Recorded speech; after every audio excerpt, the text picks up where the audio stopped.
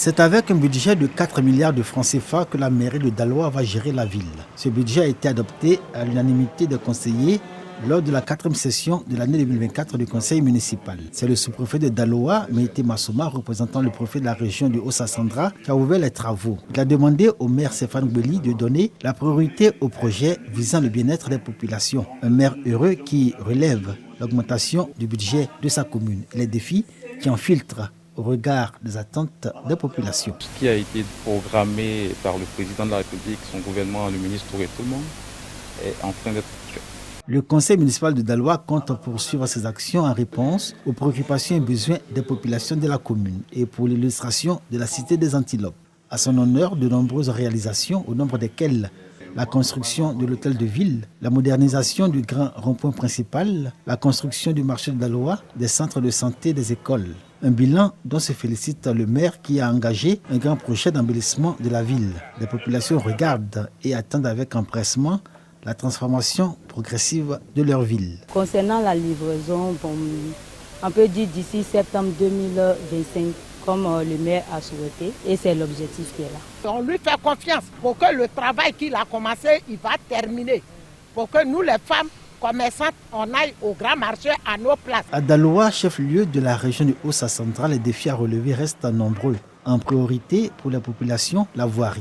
Les routes de Daloa, en leur état actuel, n'honorent pas la cité des Antilopes. Un bâtiment scolaire flambant neuf, entièrement équipé de tables-bancs pour Soko. Un village situé à 7 km de Bondoukou.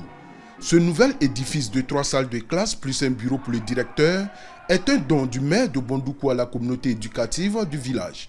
Ansoumana Ouattara entend ainsi renforcer le dispositif d'accueil afin de permettre aux élèves d'apprendre dans de bonnes conditions. L'action que nous avons posée est utile puisque la population a accueilli cela avec bravoure et beaucoup d'amour et admiration. Donc on ne fait que s'en féliciter. Nous exhortons l'ensemble des parents à pouvoir scolariser les enfants et amener les enfants à travailler et relever le défi, l'espoir que nous attendons de ces enfants-là. Le président de la mutuelle et les cadres du village ont exprimé leur reconnaissance au maire pour son esprit de solidarité et ses actions concrètes en faveur de Soko. Quant au secrétaire général de préfecture, représentant le préfet des régions du Gontougo, il a salué cette énième initiative du maire de Bondoukou, tout en exhortant les populations et les acteurs éducatifs à prendre soin de cette nouvelle infrastructure. Ces salles de classe vont offrir inéluctablement un cadre d'apprentissage moderne et adapté, donnant aux enseignants et élèves les moyens d'atteindre les objectifs qui se sont fixés. Je voudrais appeler toutes les bonnes volontés à suivre cet exemple en multipliant ce type d'initiative dans le but d'assurer à chaque enfant l'accès à une éducation de qualité. Outre l'éducation, le maire Ansoumana Ouattara a également montré son engagement envers l'autonomisation des femmes de Soko.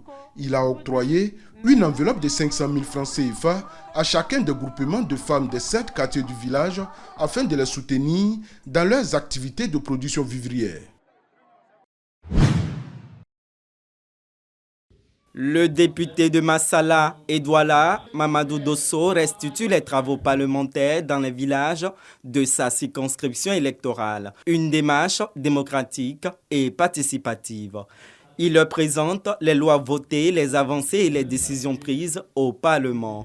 Objectif, informer les citoyens sur ce qui se passe à l'Assemblée nationale et leur donner la parole. Je suis satisfait parce qu'au-delà de ça, il y a eu des préoccupations, il y a eu des questions qui ont été posées. Et nous pensons que nous avons donc apporté les réponses qu'il fallait à ces questions qui ont été posées. Nous n'allons pas nous arrêter là. Vraiment, ce que le député a dit, vraiment, je suis très content même. Il a dit qu'on ne doit pas vendre la terre, couper les bois, on ne doit pas faire ça.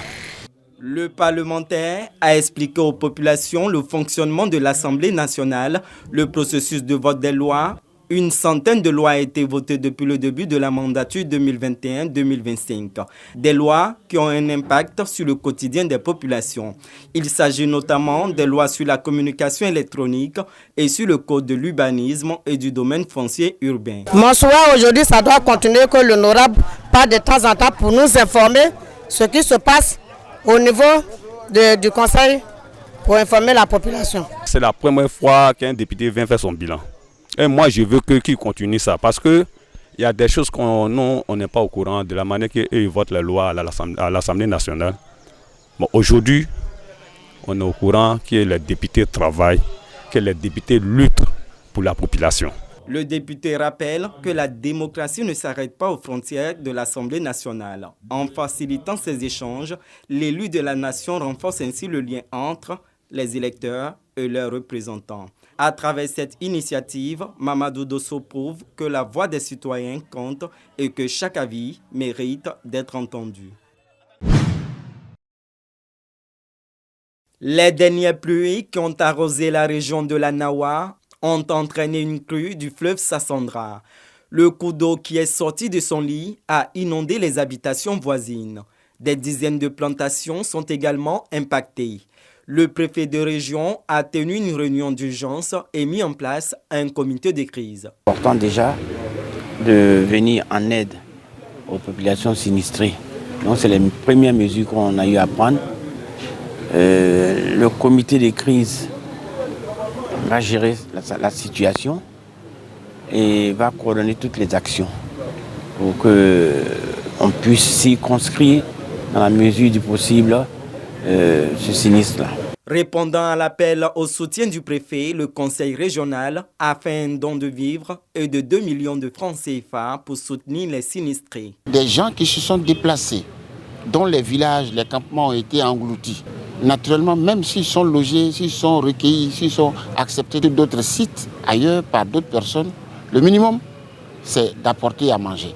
Le même élan de solidarité s'est manifesté avec le ministère de tutelle, présent sur le terrain dans une dizaine de localités, dont Galéa, Péiri, Bio et Dapeoua. Côte d'Ivoire Énergie, en charge de la gestion des barrages de la région, précise que ces infrastructures hydrauliques n'ont aucunement cédé. Ces crues sont un phénomène naturel.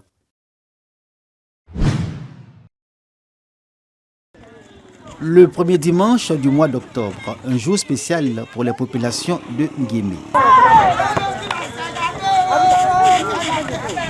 Ce village de la sous-préfecture de Tiapoum, dans la région du Sud Komoué, vit au rythme des préparatifs de la Bissa originelle. Les haut-parleurs installés aux endroits stratégiques du village invitent hommes, femmes et enfants à cette fête annuelle. La Bissa, qui constitue un élément identitaire du peuple Nzima. C'est une fête traditionnelle qui nous fait penser à nos origines, mais c'est aussi une façon à nous de manifester notre passage d'une année à l'autre. Cette année à Bissa, ce n'est pas pour les enfants.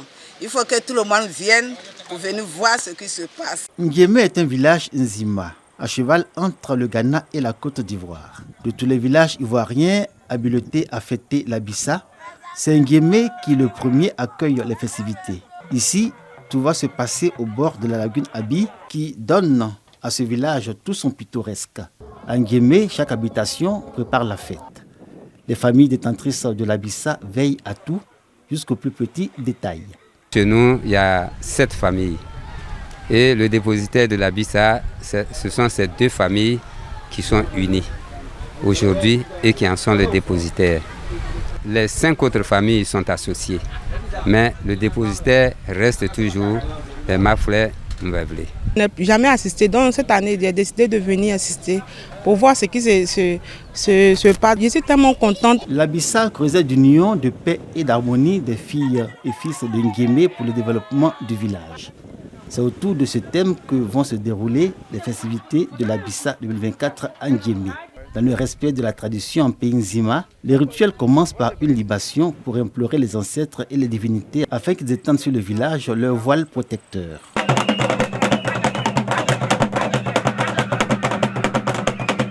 La sortie du tambour sacré, appelé Edogbele, un autre moment important inscrit au rituel de la Bissa.